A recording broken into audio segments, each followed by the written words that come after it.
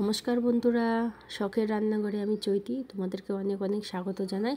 আজকে তোমাদের সঙ্গে আরও একটি রেসিপি শেয়ার করব, গুলশা মাছের ঝোল। মাছটাকে প্রথমে আমি কেটে ধুয়ে পরিষ্কার করে নিয়েছি।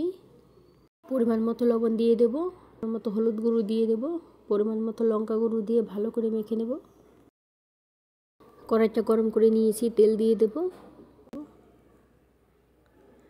তেলটাও গরম হয়েছে, মাছগুলো দিয়ে ভেজে নেব। এক পাশটা ভাজা হয়ে গেছে, অপর পাশটা উল্টে দেব।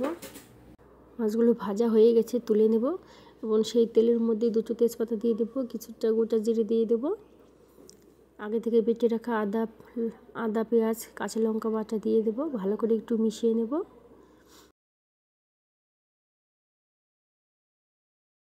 পরিমাণ মতো লবণ দিয়ে দেব, পরিমাণ মতো হলুদ গুঁড়ো দিয়ে দেব, পরিমাণ মতো লঙ্কা গুঁড়ো দিয়ে ভালো করে মিশিয়ে নেব।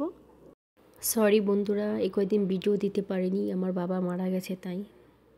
মেশানো হয়ে গেছে, অল্প একটু জল দিয়ে দেব।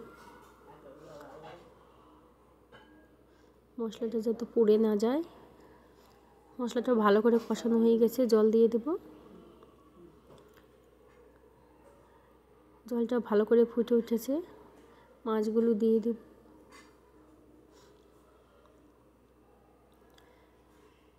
এখানে অল্প জিরে বাটা দিয়ে দেব। মাছের ঝোলটা হয়ে গেছে, তুলে নেব। বন্ধুরা, রেসিপিটি ভালো লাগলে অবশ্যই লাইক কমেন্ট শেয়ার এবং সাবস্ক্রাইব করে দেবে। পাশে থাকা বেল আইকনটা ক্লিক করে দেবে, যাতে পরবর্তী ভিডিওটা ছাড়ার সাথে সাথে তোমাদের কাছে পৌঁছে যায়। দেখা হচ্ছে নেক্সট ভিডিওতে। সবাই ভালো থেকো, ধন্যবাদ।